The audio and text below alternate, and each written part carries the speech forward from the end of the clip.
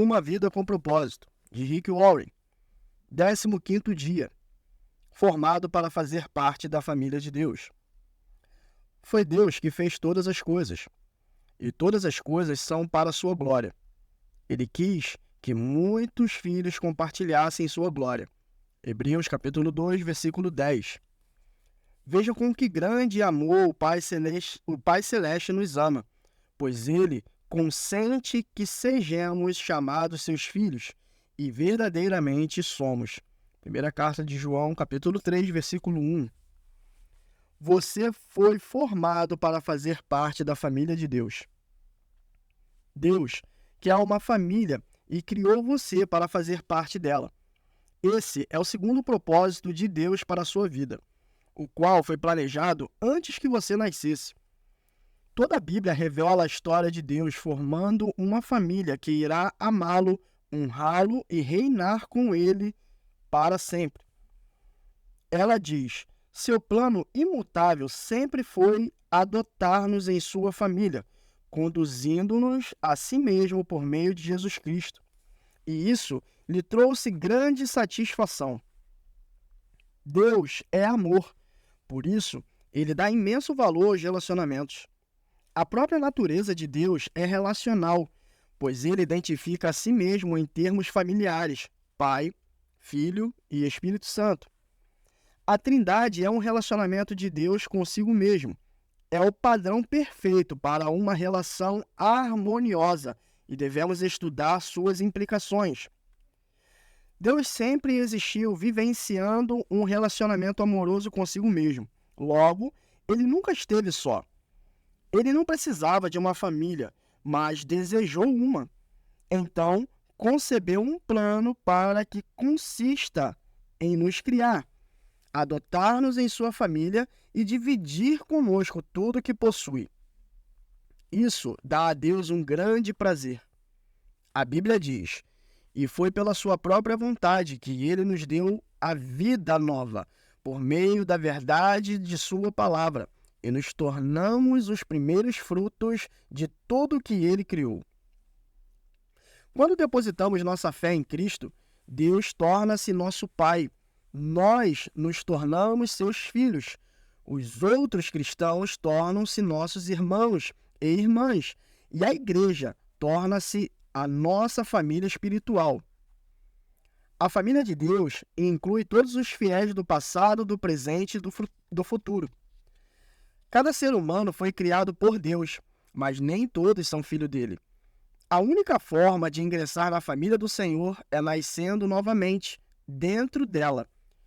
Você se torna parte da família humana em seu primeiro nascimento e torna-se membro da família de Deus pelo segundo nascimento. Ele nos deu o privilégio de nascer de novo, de maneira que agora nós já somos membros da família de Deus. O convite para fazermos parte da família de Deus é universal, mas há uma condição: a fé em Jesus. A Bíblia diz: todos vocês são filhos de Deus mediante a fé em Cristo Jesus. A família espiritual é mais importante que a biológica, porque durará para sempre. Nossa família terrena é uma dádiva maravilhosa de Deus, mas é temporária e frágil, sujeita ao rompimento pelo divórcio, pela distância, pela velhice, pela inevitavelmente morte. Já a família espiritual, nosso relacionamento com os outros fiéis irá perdurar por toda a eternidade.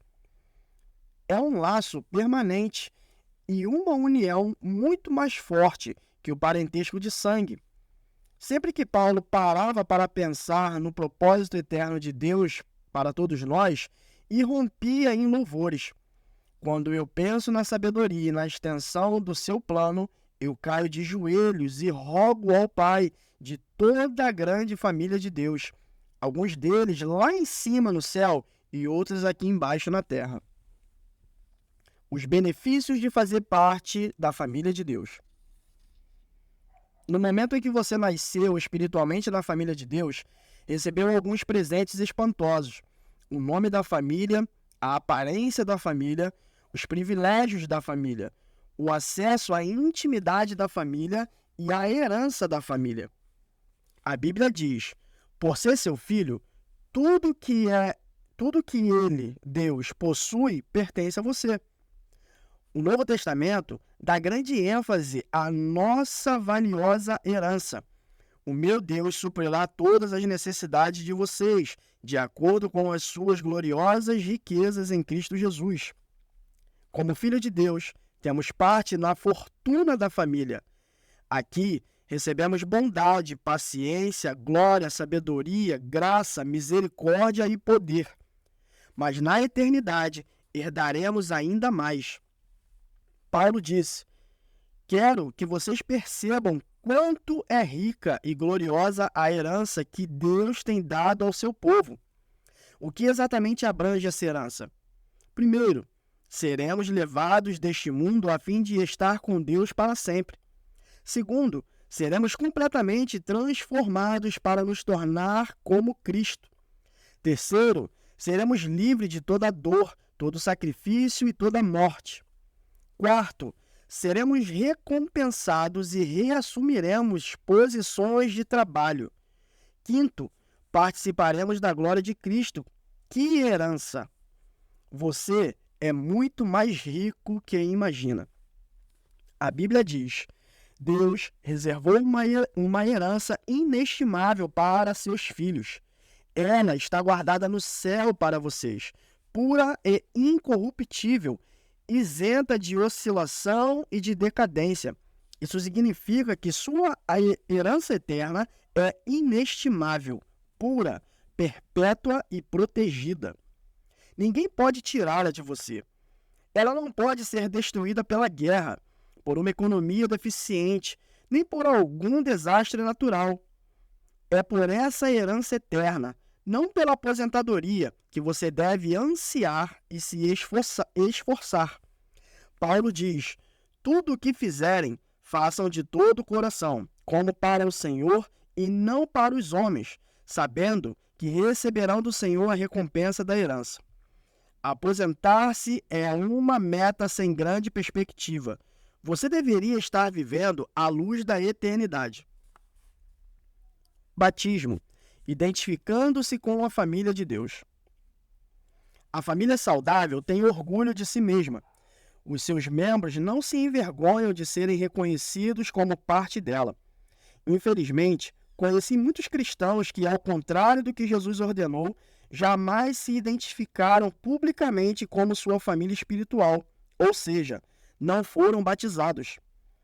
O batismo não é um ritual facultativo que possa ser postergado. Significa sua inclusão na família de Deus e anuncia publicamente ao mundo: eu não tenho vergonha de fazer parte da família de Deus. Você já foi batizado?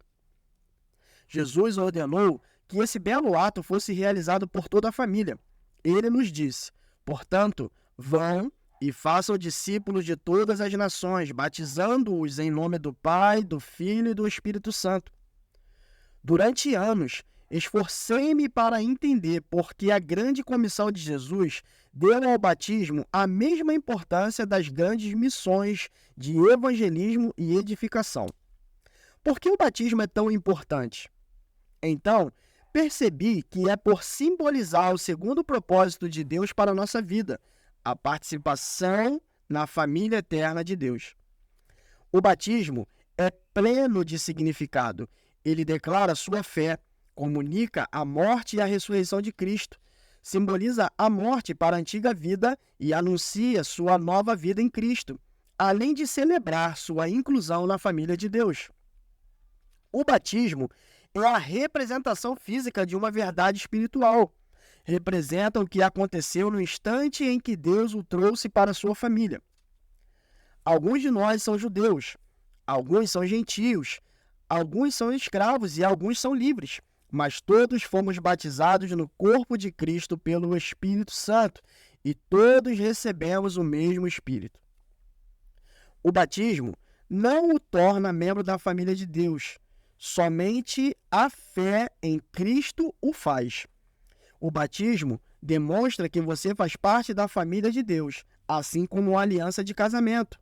É um lembrete visível de um compromisso íntimo firmado no coração.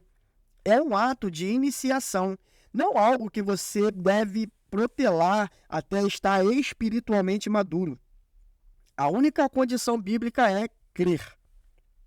No Novo Testamento, as pessoas eram batizadas assim que criam. No Pentecostes, 3.000 almas foram batizadas no mesmo dia em que aceitaram Cristo. Em outro momento, um líder etíope foi batizado no mesmo instante em que se converteu. Paulo e Silas batizaram um carcereiro filipense e sua família à meia-noite.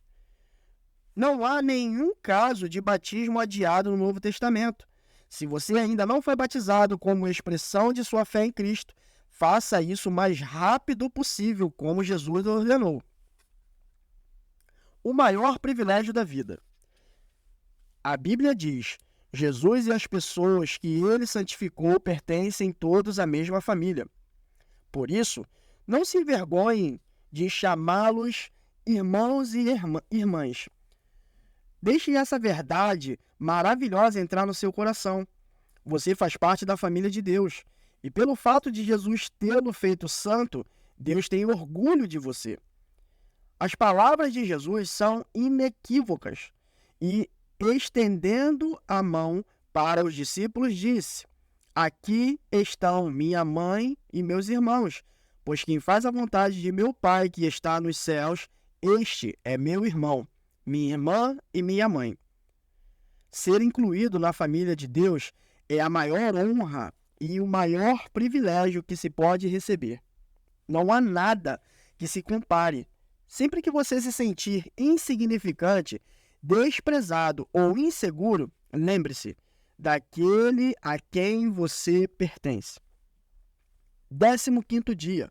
Pensando sobre meu propósito de vida. Tema para reflexão. Fui formado para pertencer à família de Deus. Versículo para memorizar. Seu plano imutável sempre foi adotar-nos em sua família, conduzindo-nos a si mesmo por meio de Jesus Cristo. Efésios capítulo 1, versículo 5. Pergunta para meditar. Como começar a tratar os cristãos como membros de minha família? Esse é o nosso 15º dia e vamos juntos a uma vida com propósito. Que Deus te abençoe.